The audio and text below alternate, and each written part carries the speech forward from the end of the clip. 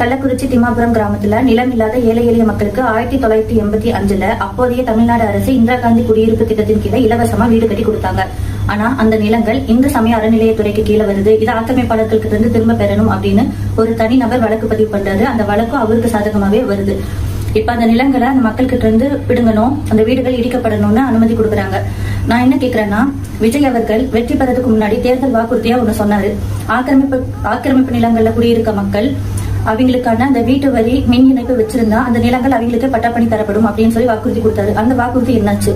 இதே சில நாட்களுக்கு முன்னாடி கரூர்ல இதே கோயிலுக்கு சொந்தமான நிலங்கள் 25,000 கோடிக்கு மதிப்பிலான நிலங்களை ஆக்கிரமிப்பாளர்களுக்கு சொந்தம் அப்படின்னு சொல்லி சொன்னாங்க.